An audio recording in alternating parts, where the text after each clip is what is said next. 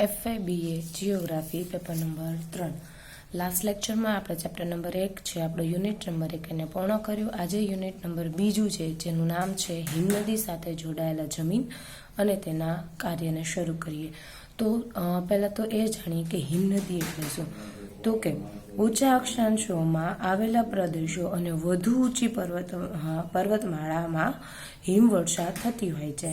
જે અક્ષાંશો ઊંચા છે બરાબર, અથવા તો જેમાં વધુ પર્વતમાળાઓ છે ત્યાં શું થતી હોય, હિમવર્ષા થતી હોય. અને એ વિસ્તારમાં 12 માસ હિમ આચ્છાદિત પ્રદેશ હોય, એટલે કે 12 માસ ત્યાં બરફ જેવું વાતાવરણ હોય, તેમને હિમક્ષેત્રો કહે છે. એવું જે જગ્યા હોય એને શું કહેવામાં આવે છે, હિમક્ષેત્રો કહે છે. પર્વતોના ઢોળાવ ઉપર જમા થયેલું હિમ ધીમે ધીમે નીચે ઢોળાવ તરફ સરકે છે. આવા હિમના સરકતા જથ્થાને હિમનદી કહે છે. ઇટ મીન્સ કે એકી સાથે જે પેલો બરફ ભેગો થયો છે એ બરફ ધીમે ધીમે તડકો હોવાને લીધે પીગળે અને જે બરફ નીચે આવે છે પાણીના રૂપમાં નીચે આવે છે, માટે એને શું કીધું છે, હિમ નદી કીધી છે. હિમનદી પણ અન્ય બળોની જેમ જ, જેમ આપણે આગળ જોયું એમ કે ઘસારણ છે, પરિવહન છે, નિક્ષેપણ કાર્ય છે, આ બધા કાર્ય હિમનદીની અંદર પણ થતા હોય છે. એના લીધે એમાં પણ ભૂમિ આકાર છે એ રચાય છે. કોઈમાં, હિમનદીમાં. હિમનદીના પ્રવાહમાં જ નાના મોટા કદના ખડક બોજ બરફમાં જકડાયેલી સ્થિતિમાં હોય છે. હિમનદી મંદ ગતિએ ખસે છે, તેથી આ ખડક બોજ ઓજાર જેવું કામ કરે છે અને સપાટી ઉપર ઘસારણ કરે છે. જે પેલા ખડકો પડ્યા છે, કડક છે બરાબર, નાના મોટા રૂપમાં છે, એ શું હોય છે, જકડાયેલી સ્થિતિમાં હોય. માટે જ્યારે હિમનદી પોતાનું ધીમે ધીમે એની ગતિમાં આગળ વધારો કરતી હોય ત્યારે જે પડેલા ખડકો છે એ શેનું કામ કરે, ઓજાર રૂપ કામ કરે અને તોડવાનું કામ કરે બરાબર, ઘસારણ પેદા કરવાનું કામ કરે. એના લીધે શું થાય તો કે હિમનદીનું જે તળિયું છે એ વધુ ને વધુ શું બનતું જાય, ઊંડું બનતું જાય. અને થોડા સમય પછી સમયાંતરે એમાંથી તમને યુ શેપ જેવી જે ખીણ છે એ રચાયેલી જોવા મળે. મુખ્ય હિમનદીને મળતી સહાયક હિમનદીઓ પણ પોતપોતાના યુ આકારની નાની નાની ખીણો બનાવે છે. મુખ્ય નદીમાં પણ જે નાની સહાયક નદીઓ મળે છે એનો આકાર કેવો હોય છે, યુ શેપનો હોય છે. તેથી હિમનદી છે એનું મુખ્ય હિમનદી કરતાં વધુ ઊંચો હોય છે. જે નાની નાની હિમનદીઓ છે એનું સ્થાન મોટી હિમનદી કરતાં વધારે ઊંચો હોય છે અને એમને જે લટકતી ખીણ કહે છે, હેંગિંગ વેલી શું કહેવામાં આવે છે ને, લટકતી ખીણ, કારણ કે ખૂબ ઊંચો હોય છે માટે. અને સમુદ્ર કિનારાની નજીક જે હિમનદીના ઘસારણ કાર્યથી સીધી દિવાલો અને ખાચા ખૂચાવાળા જે કિનારો તૈયાર થાય છે એ જે કિનારો છે એને ફ્રિયોડ કિનારા કહેવામાં આવે છે બરાબર. નેક્સ્ટ આગળ વધીએ એમાં તો કે જે હિમનદી જે છે એમાં જ્યારે હિમ રેખાથી વધુ નીચે ઉતરે ત્યારે હિમ પીગળવા લાગે છે. એની જે રેખા છે એનાથી વધારે પ્રમાણમાં નીચે ઉતરે તો બરફ છે એ પીગળવા લાગે છે. આથી જે જકડાઈ ગયેલા હિમબોજ જે છે એ હિમનદીના વહન માર્ગમાં જુદા જુદા સ્થળે પથરાઈ જાય છે. અને આ પદાર્થો જ્યારે લાંબી ટેકરીઓના સ્વરૂપમાં પથરાય ત્યારે શું દેખાય છે, હિમ અશ્માવલી દેખાય છે. જુદા જુદા હિમબોજ છે એ નદીના જુદા જુદા માર્ગમાં પથરાયેલા હોય છે. અને આ પથરાયેલા ખડકો જ્યારે તમને એક લાંબી ટેકરીના રૂપમાં દેખાય ને તો એને શું કહેવામાં આવે છે, હિમ અશ્માવલી કહેવામાં આવે છે. અને એ જે હિમ અશ્માવલી છે એ સ્થાન પ્રમાણે અંતિમ, પાર્શ્વિક, તલસ્થ, મધ્યસ્થ હિમ અશ્માવલીના નામે ઓળખાય છે બરાબર. ટૂંકમાં હિમનદી એટલે શું તો કે જે વરસાદ પડ્યો, વરસાદના લીધે પહાડોની અંદર, પર્વતમાળાની અંદર જે બરફ જામી ગયો, તડકો પડતા ધીમે ધીમે એ બરફ પીગળીને પાણીના રૂપમાં નીચે આવવા માંડ્યો, તો જે નીચે આવે છે એને શું કહેવામાં આવે છે, હિમનદી કહેવામાં આવે છે. નાની નાની હિમનદીઓનો પોતાનો આકાર હોય છે અને નાની નદી મોટી હિમનદીને મળે છે બરાબર.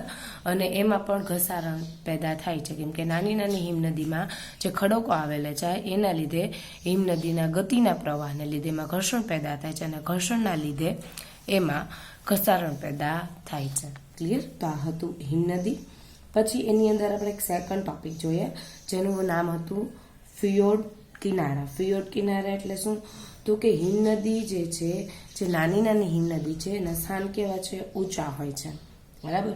તો એ ઊંચા હોય છે તો એ લટકતી ખીણ જેવા દેખાય છે, એટલે માટે એને લટકતી ખીણ કીધું છે.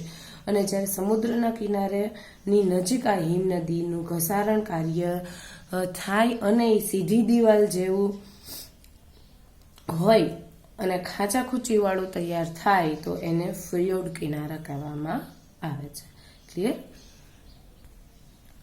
તો આપણો નેક્સ્ટ વન ક્વેશ્ચન જે છે હિમનદીના મુખ્ય પ્રકારો સમજાવી હિમનદીમાં નિક્ષેપણ કાર્ય દ્વારા રચાતા જે ભૂમિ સ્વરૂપો છે એ સમજાવો. તો સૌથી પહેલા તો આપણે એની પ્રસ્તાવના જોઈ લીધી, હિમનદી શું છે એ જાણી લીધું, પણ ફરી એકવાર હિમનદીની જે પ્રસ્તાવના છે આપણે જોઈ લઈએ કે પૃથ્વીની સપાટી ઉપર પરિવર્તન લાવનાર અનેક પરિબળ જે છે એમાં નદી, પવન અને પછીનું જે મહત્વનું પરિબળ છે ને એ હિમનદી છે. પૃથ્વી સપાટી ઉપર ઓસ્ટ્રેલિયા ખંડને બાદ કરતા લગભગ બધા જે ભૂમિખંડો છે એમાં હિમક્ષેત્રો આવેલા છે. આપણે ઓસ્ટ્રેલિયા સિવાય બાકીના જે ખંડો છે એની અંદર હિમક્ષેત્ર વધારે પ્રમાણમાં છે, અને હિમવર્ષાને લીધે ત્યાં દર વર્ષે નવું હિમ ઉમેરાતું રહે છે. અને પરિણામે શું થાય તો કે ઉપલા હિમથરનું નીચલા હિમથર ઉપર દબાણ વધતું જાય છે, તેથી તેનું ગુરુત્વાકર્ષણ બળ ધીમે ધીમે ગુરુત્વાકર્ષણ બળથી ધીમે ધીમે હિમ છે એ ખસવા લાગે છે, અને આવા ખસતા હિમ પ્રવાહથી હિમનદી જન્મે છે. બરાબર. અથવા એમ કહી શકાય કે જે પર્વતમાળામાં જે હિમ સમાયેલો છે એ હિમ ધીમે ધીમે પીગળે છે એટલે હિમનદીનું સ્વરૂપ ધારણ કરે છે. Is it clear? ટોટલ કેટલા પરિબળો છે પૃથ્વી ઉપર પરિવર્તન લાવવા માટેના? 3: નદી, હવા અને હિમનદી. જે હિમનદી છે એમાં શું છે તો કે ઓસ્ટ્રેલિયા સિવાય બાકીના જે ખંડો છે એની અંદર હિમનદીનું પ્રમાણ વધારે છે. હિમવર્ષાને લીધે ત્યાં દર વર્ષે તમને એક નવું હિમ જે છે એ જોવા મળે છે. આથી શું થાય કે જૂના હિમ ઉપર શું થાય? ઓવરરાઇડ થાય, માટે એનું ગુરુત્વાકર્ષણ બળ વધવાથી ધીમે ધીમે હિમ છે એ ખસવા લાગે છે અને ખસે છે, એટલે માટે હિમનદીને જન્મે છે. ઠીક. પછી જે કાયમ હિમાચ્છાદિત એટલે કે બરફ વિસ્તારવાળા જે પ્રદેશ છે એ વિસ્તારોને હિમ કે બરફ ક્ષેત્રો કહે છે. શું કામ? તો કે જે કાયમી હિમ ક્ષેત્રોની નીચલી સીમાંતર રેખાને હિમરેખા કહેવામાં આવે છે. અને જો બીજા શબ્દમાં કહીએ ને એને તો હિમનદી નીચા ઢોળાવો તરફ વળે છે ત્યારે તે એક એવી સપાટીએ આવે છે કે જ્યાં બરફ પીગળી જાય છે. હિમ બધો ભેગો થઈને હિમરેખા જે છે એની નીચલી સીમાંતરને શું કહેવામાં આવે છે? હિમરેખા કહે છે. અને એ બધો બરફ ભેગો થઈને એક એવી સપાટી આવે છે કે જ્યાંથી પછી બરફ ધીમે ધીમે પીગળવા માંડે. એ સપાટીને કઈ કહેવામાં આવે છે? હિમરેખા કહેવામાં આવે. જે સપાટીથી બરફ પીગળે છે એ સપાટીને શું કહેવાય? હિમરેખા કહેવાય. અને હિમરેખાની સપાટી બધી જગ્યાએ એક સરખી જોવા મળતી નથી. જે વિશ્વવૃત્તનો પ્રદેશ છે એની અંદર 5000 થી 6000 મીટરની ઊંચાઈએ, જ્યારે આપણો હિમાલય જે છે એના પૂર્વ વિસ્તારમાં હિમરેખાની સપાટી 4250 મીટરની ઊંચાઈએ જોવા મળે છે. હિમનદીના જે અવશેષો છે એના રૂપમાં તમને બરફના ટુકડા સમુદ્રમાં તરતા હોય તેને હિમશિલા કે હિમગીરી કહેવામાં આવે છે. હિમનદીના અવશેષો છે. શું અવશેષો છે? તો કે બરફના ટુકડા જે ક્યાં જોવા મળે? સમુદ્રમાં જોવા મળે, તો એને કહેવાય હિમશિલા. બરાબર. સામાન્ય રીતે આવા જે તરતી હિમગીરી છે એટલે કે હિમશિલા છે એના હિમગીરીના જે નવા ભાગ પાણીમાં ડૂબેલા હોય અને એક જ ભાગ માત્ર પાણીની સપાટી ઉપર બહાર હોય છે, અને સમુદ્ર જળમાર્ગમાં આ હિમગીરીઓ બાધકરૂપ બને છે. આપણે પહેલા વાત થઈ કે બરફને તમે પાણીમાં નાખો તો 3/4 ભાગ પાણીમાં રહી, એક ભાગનો તમને દેખાતો હોય. તો સેમ એવું હિમ છે એ એટલે એક પ્રકારનો બરફ જ છે. જે બરફના ટુકડાઓ જે સમુદ્રની ઉપર તરે છે એ મોટા ભાગના અંદર હોય છે અને એનો એક જ ભાગ તમને પાણીની બહાર દેખાતો હોય છે, બરાબર. અને જે એ સમુદ્રનું જળ છે, સમુદ્રનું પાણી છે, એમાં જે બરફના ટુકડા છે એ બાધારૂપ બને છે, બાધકરૂપ બને છે. હવે જોઈએ એના પ્રકારો. કોના? હિમનદીના પ્રકારો. તો કે હિમનદીના જે પ્રકારો છે, હિમનદીની અંદર પણ ઘસારણ થાય, નિક્ષેપણ કાર્ય થાય છે. તો એને રિલેટેડ જે ભૌગોલિક સ્થાન અને એના આકાર છે એના આધારે હિમનદીના 3 પ્રકાર પાડવામાં આવ્યા છે. નંબર 1 ખંડીય હિમથર અથવા તો એને હિમનદી કહેવામાં આવે છે. નંબર 2 પર્વતીય હિમનદી કે જેને ખીણસ્થ હિમનદી કહીએ છીએ. અને નંબર 3 પર્વત પ્રાપ્તિ હિમનદી, બરાબર. તો સૌથી પહેલા આ જે હિમનદીના વર્ગીકરણ જે છે એ સ્વિટ્ઝરલેન્ડના પ્રોફેસર ફ્યુઝી, પછી લુઈ અગાસીએ ઉપરાંત બિયર્ડ મોરના જે છે એમને પ્રદાન છે, કેમ કે એ લોકોનો ફાળો હતો આના માટે, બરાબર. તો હવે જોઈએ આપણે સૌથી પહેલા ખંડીય હિમથર એટલે શું, અથવા તો કે હિમનદી કોને કહેવામાં આવે છે એના પ્રકારની અંદર નંબર 1. તો આ પ્રકારની જે હિમનદી છે એ સમગ્ર ભૂમિખંડ કે તેના ઉપર કોઈ એક ભાગ પર આવેલી હોય, જેમાં હિમનો જથ્થો ધીમે ધીમે સરકે છે. કોઈ એક ભાગ ઉપર આવેલી હોય છે આ નદી જે છે, અને એમાં જે પાણી રહેલું છે એ ધીમે ધીમે સરકે છે. અને આ પ્રકારની હિમનદી દક્ષિણ ધ્રુવ ખંડ, એન્ટાર્કટિકા તેમજ ગ્રીનલેન્ડ ટાપુ ઉપર તમને સૌથી વધારે જોવા મળે છે. પછી સેકન્ડ વન છે પર્વતીય હિમનદી. પર્વતીય હિમનદી કોને કહેવાય? તો કે જે પર્વત વિસ્તારમાં હોય, ઊંચા વિસ્તારમાં હોય હિમક્ષેત્રો, એને શું કહેવાય? પર્વતીય. હવે ડિટેલમાં જોઈએ. જે પર્વતીય વિસ્તાર કે ઊંચા વિસ્તારોમાં આવેલા હિમક્ષેત્રોનો બરફ જથ્થો ગુરુત્વાકર્ષણને કારણે નીચલા ઢોળા તરફ ગતિ કરે છે ત્યારે પર્વતીય હિમનદી છે ઉદ્ભવે છે. અને અત્યારે જે ભૂસપાટી પર આ પ્રકારની મોટાભાગની હિમનદીઓ જોવા મળે છે. આ પ્રકારની જે હિમનદી છે એનો સૌ પ્રથમ અભ્યાસ યુરોપની આલ્પ્સ પર્વતમાળા ઉપર થયો હતો અને તેથી પર્વતીય કે ખીણસ્થ હિમનદીને આલ્પાઉન હિમનદી તરીકે પણ સંબોધવામાં આવે છે.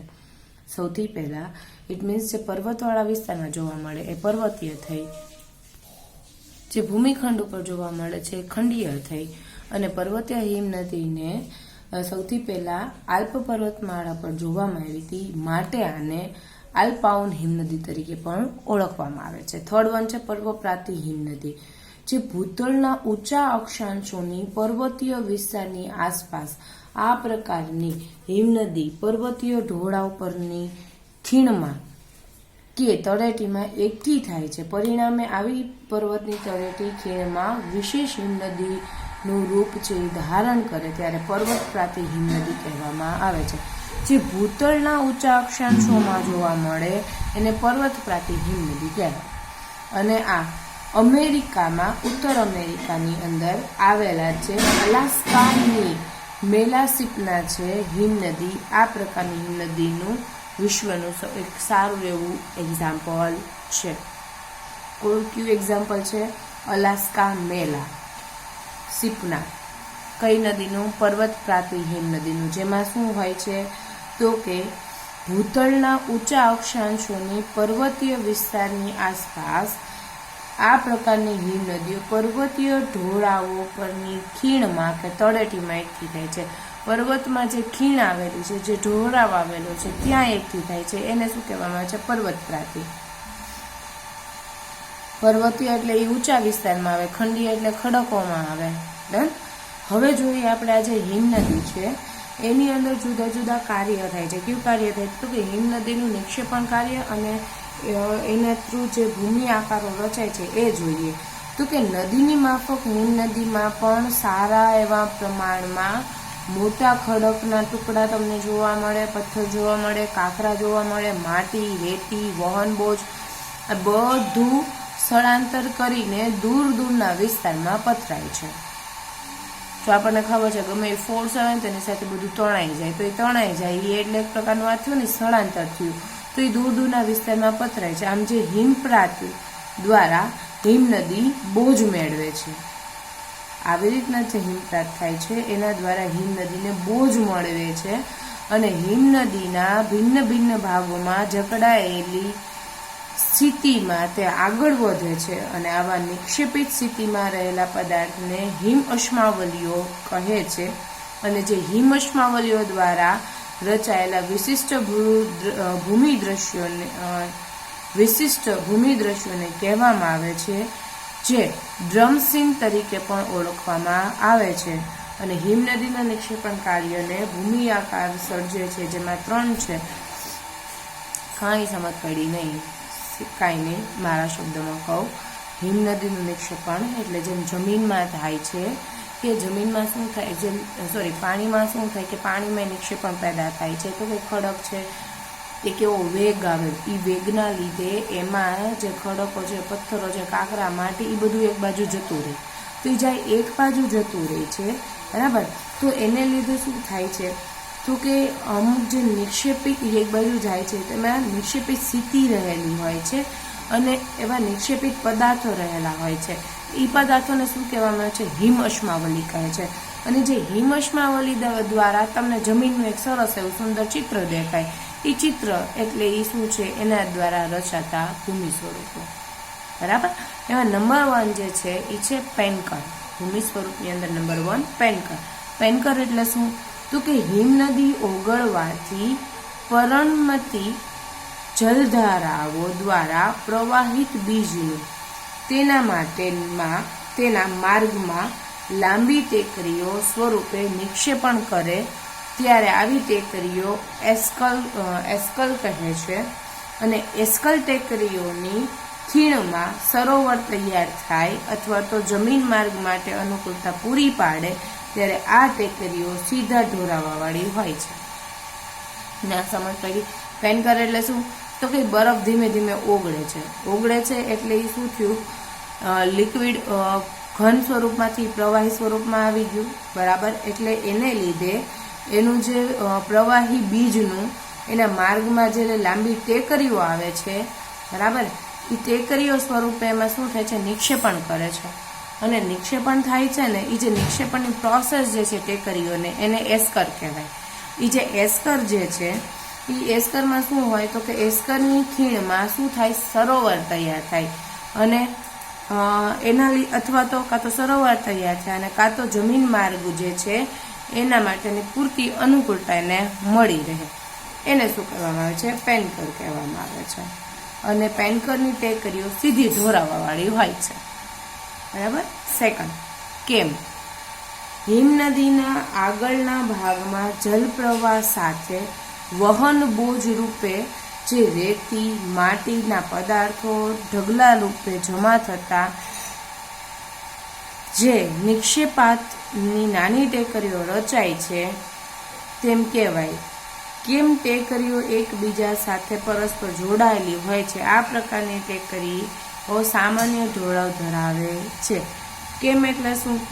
તો કે હિમનદી ધીમે ધીમે પીગળે છે એટલે એની સાથે શું અમુક જે રેતી, કાંકરા, પથ્થરોને બધું લઈને આવે.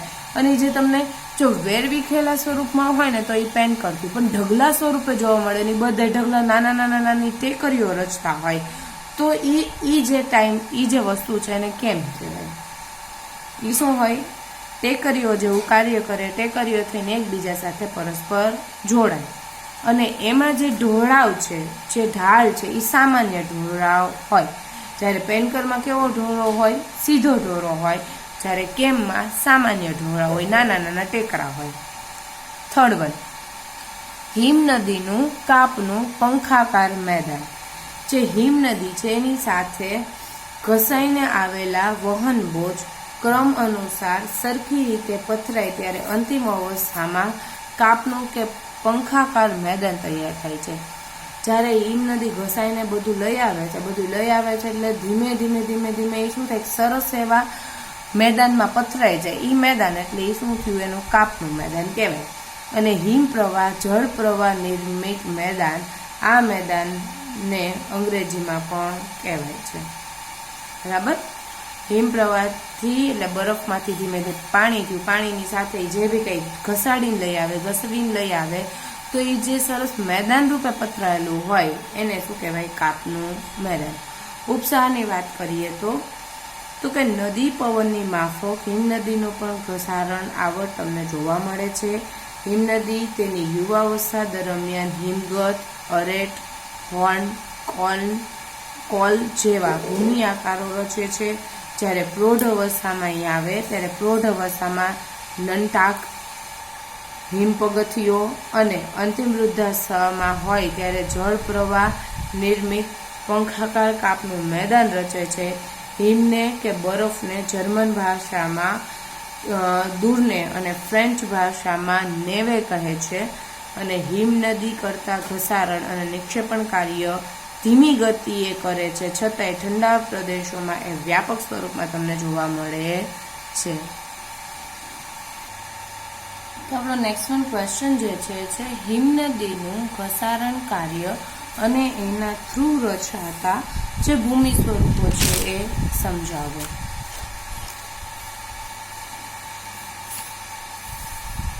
તો હિમનદી જોઈએ હવે શું એના ભૂમિ સ્વરૂપો. હમણાં જે આપણે પહેલા 3 અવસ્થાની વાત કરી, યુવાવસ્થા, વૃદ્ધાવસ્થા, બરાબર, એ બસ અવસ્થાની અંદર જે ભૂમિના પ્રકારો આપણે કીધા હતા, પ્રૌઢ અવસ્થા, એ જ પ્રકારો અહીંયા છે ને.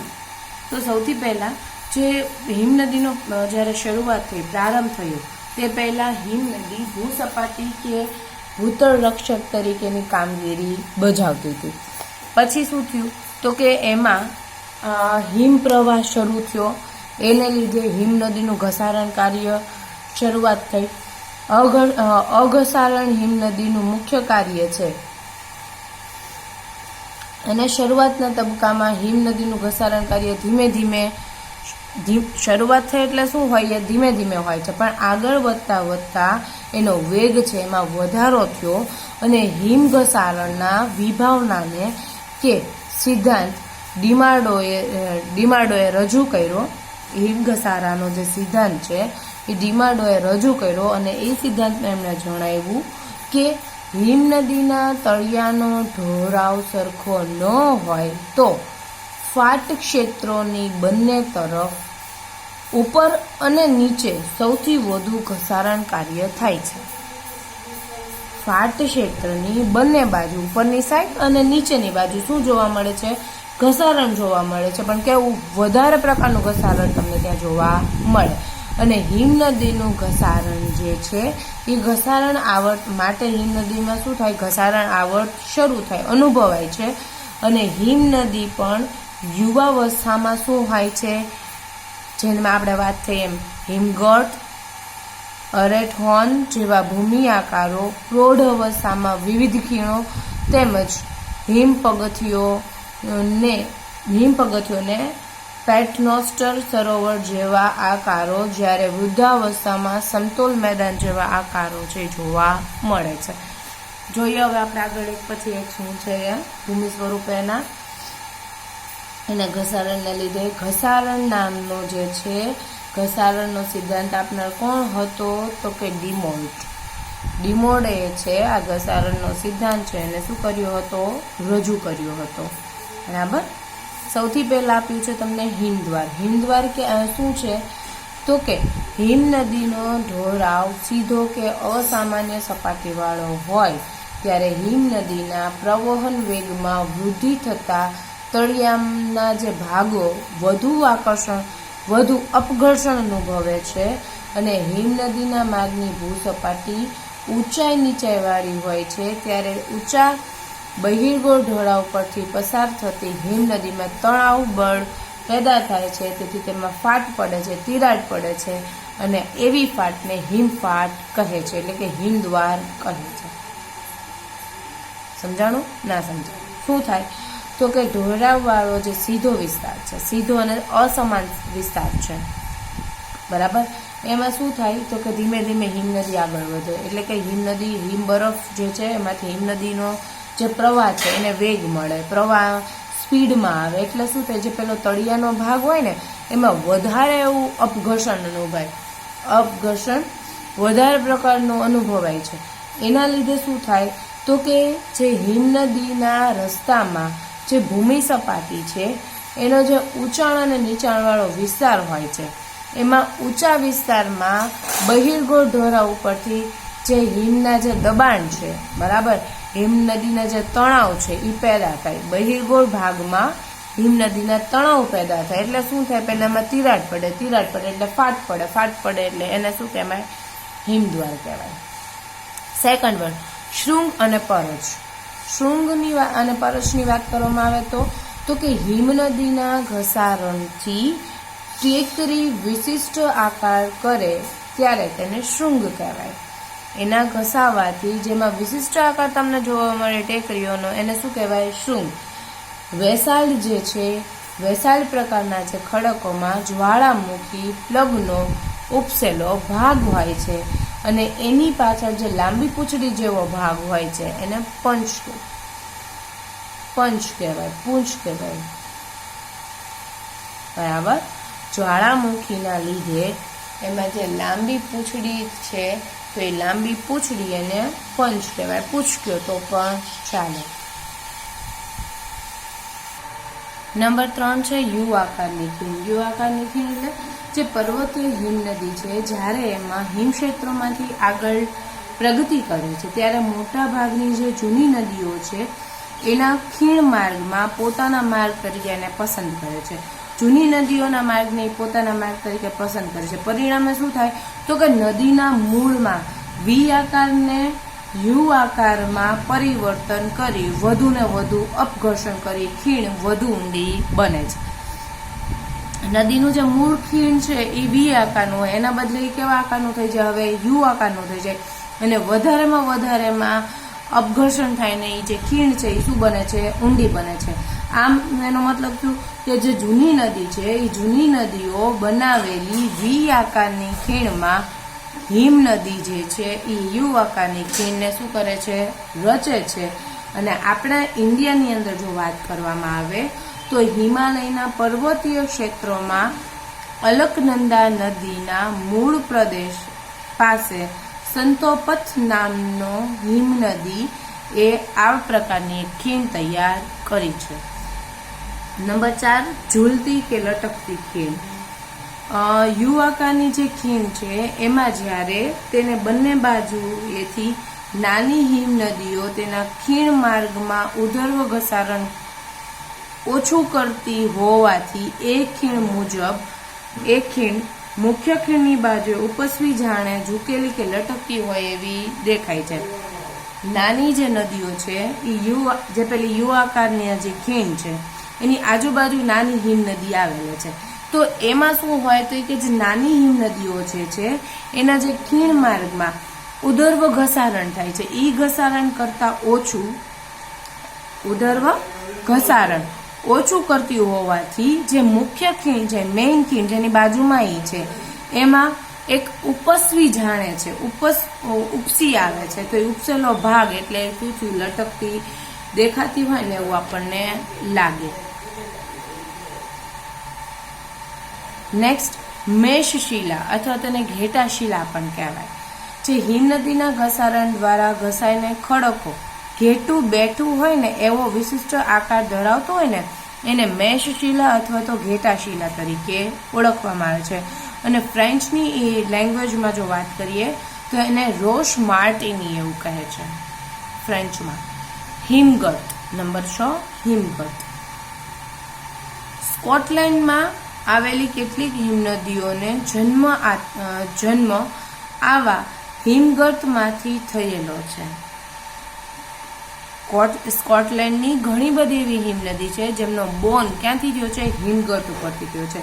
જે નીચા પહાડી ઢોળાવ કે ટેકરાઓ પર એક બાજુએ સીધા ઢોળાવ પર જમા થતો બરફ તળેટીમાં તીવ્ર ઘસારા સાથે નીચે ઉતરે ત્યારે ઊંડી ખાડી બનાવે છે. એકદમ પેલી જે ટેકરી હોય ને, ટેકરી ઉપરથી એકદમ સ્પીડમાં ઘસાઈને કેવો આવે છે, નીચે આવે છે તો શું થાય છે, એમાં ખાડો પડે છે એટલે એમને ઊંડી ખાડી જોવા મળે છે. અને આ જે ઊંડી ખાડી છે એ ઊંડી ખાડીમાં ઘસારણ થતા કેટલીક વાર આરામ ખુરશી જેવો શેપ તમને દેખાય છે. કેટલીક વાર કેવો આરામ ખુરશી જેવો શેપ દેખાય છે. તેને હિમગત અથવા તો અંગ્રેજીમાં એને